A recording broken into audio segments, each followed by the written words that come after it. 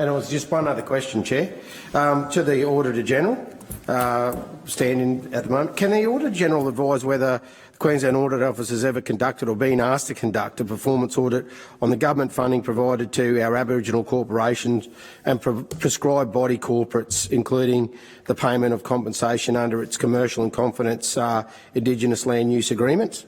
Auditor General. So there were two parts to your question. Yep. The first one was whether we do any audits on Aboriginal corporations. Corporations, yeah, and the prescribed body corporates. Aboriginal organisations are incorporated under federal law, so we do not have the jurisdiction for that. What we do is we have undertaken audits on how well the government is managing any grants that are provided to some of those organisations. Thank you. And the second part of your question was to do with the body corporate, including the payment of compensation under the new commercial and confidence Indigenous land use agreement. No, we haven't done any audit activity under that. The first part answers the second part. Thank you, Chair. If you a question, Mr. Member. Treasurer, page 1 of the SDS. Delivering physical sustainability. Do you guys use the information from the Audit Office to help you with making Treasury decisions on spending? Does the department, does the Treasury? I think it's a fairly broad question. I'll give it some latitude to the Treasurer. Thank the member for Morani for his question, and I thank him for at least referring to a document that comprises the budget papers for this year.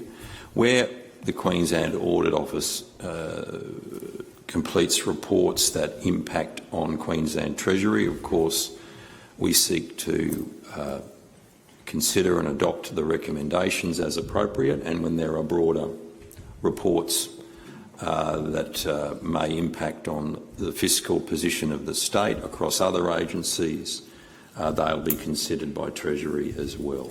So it really depends on the nature of the report of the QAO and the Treasury and the officers of Treasury. Not trying to, cut you off, but the officers of Treasury will make an analysis of those reports and consider how that needs to impact on their work and the work of government more broadly across all departments and agencies. So earlier in the last session, I've asked about public-private partnerships and wondering how Treasury makes deliberations on that, because there has been no audits done. So what I will ask is, can the Treasurer advise what steps Treasury has taken over the past 4 years to review its processes for managing public-private partnership arrangements and to ensure better value for money, public transparency and accountability around the management of these contracts? So our committee has obviously had extensive discussions on these issues and the legislation that we made reference in the last, but Treasurer? In relation to audit investigations, they are initiated by the Audit Office. So it's a matter for the Audit Office and the Auditor General to determine what aspect of government, what part of government, what policy of government that they seek to audit. So we don't seek to influence those. In relation to public-private partnerships, I'll get some advice and come back to you today, Member for Morani, on what, if anything, Treasury may have done recently about public-private partnerships. So I thank the Chair for putting that question in context. But I'll take some advice this afternoon and come back to the committee.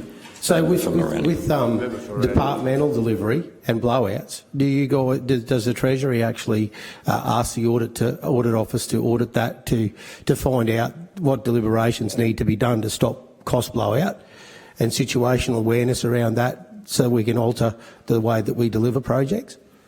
I'm not trying to be difficult, Chair, but that was a very broad question. The issue of blowouts was not specified, whether that relates to the capital program, a specific capital program, public-private partnerships. To be honest, it might be an opportunity to talk about the general things about whether there's, in the face of increasing costs like steel, concrete, of whether there's a commitment to continue to do that or other alternative policies. Yeah, well, if I can give a broad answer to a broad question, and I think it's relevant in the sense that there has been some significant public discussion around the cost of delivering infrastructure, not just in Queensland but across Australia. And if you look at one measure, one very important measure, that's a measure that's issued by the Australian Bureau of Statistics. So it's not an analysis done by Treasury or the Queensland Government, it's the ABS Producer Price Index.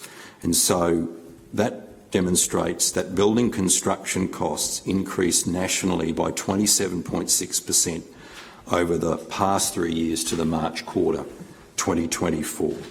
In Queensland, building construction costs rose by 31.2% over the same period. Now, when we look across the rest of the country, in New South Wales, costs increased by 29.1%. In Victoria, it was 23.9% over that 3-year period. In South Australia, it was up 26.6%. In Western Australia, it was 31.9%. In the Northern Territory, it was 21%. In the ACT, it was 13.3%.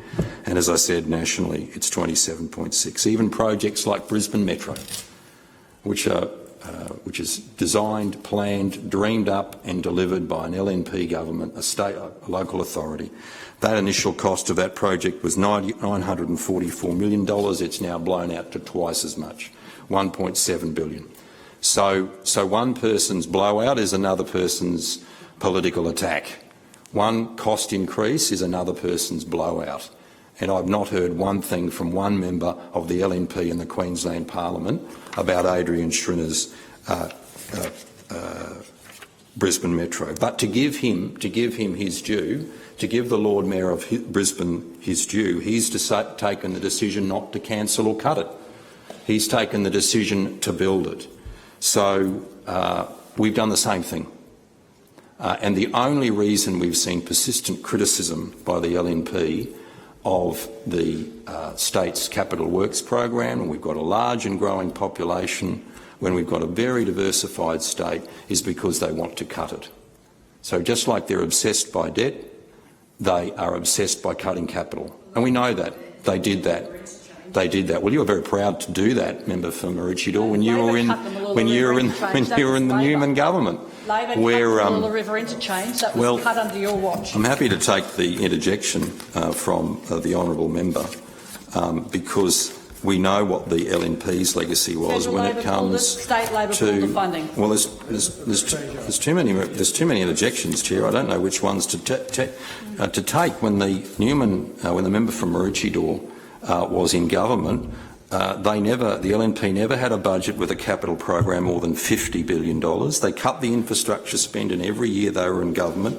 They deliberately advertised the fact they were cutting infrastructure to save money. They made a virtue of it. And of course, the only piece of infrastructure that the member from Maroochydore built was 1 William Street, a monument to her and her leader's glory.